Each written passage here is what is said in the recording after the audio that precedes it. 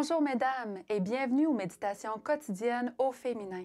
Aujourd'hui, l'oxygène de la vie.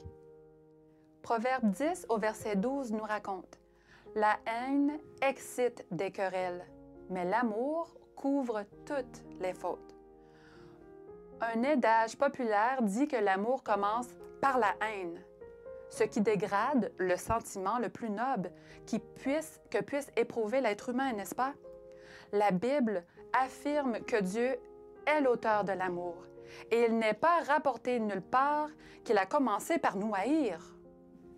Il n'existe aucun rapport entre la haine et l'amour et il est encore moins plausible que la première puisse conduire au second. Malheureusement, cette notion n'a fait qu'introduire un sentiment d'égoïsme dans l'amour. Quand tu aimes quelqu'un, tu ne penses qu'à son bien-être à elle, n'est-ce pas? Tu fais tout pour qu'il se sente à l'aise. C'est l'effet de l'amour.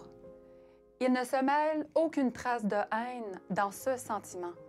Souvent, pourtant, nous laissons la haine se glisser en nous et nous en devenons alors la proie facile. J'ai tant de peine quand j'apprends que des couples semblent avoir oublié qu'un jour, l'amour les unissait. Et non la haine. Ils se critiquent, ils s'accusent, ils se traitent avec mépris, de sorte que l'amour est supplanté par la haine. Ils ne sont plus que deux ennemis qui vivent sur le même toit. Comment peuvent-ils se dresser ainsi l'un contre l'autre alors qu'ils sont parents d'enfants et qu'ils ont un passé commun? Le jour de la Saint-Valentin approche. La société a mis ce jour à part pour fêter l'existence de l'amour.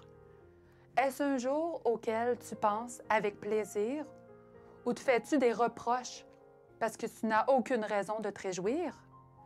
Si tu ne ressens pas l'amour en toi, si tu ne peux même pas aimer tes enfants, ton mari, ta parenté, tes amis et tes voisins, tes frères et sœurs de l'Église, il serait bon que tu t'approches de la source de l'amour. Je suis sûre que tu trouveras ce dont tu as tellement besoin pour respirer à fond. Car l'amour est l'oxygène de la vie. N'attends pas de recevoir des marques d'amour de la part d'autrui avant de te mettre toi-même à en donner. Prends l'initiative et tu verras que les choses iront désormais beaucoup mieux. L'amour n'attend pas de récompense, car il est sa propre récompense. Rappelle-toi de ça. Bonne journée dans le Seigneur et à demain.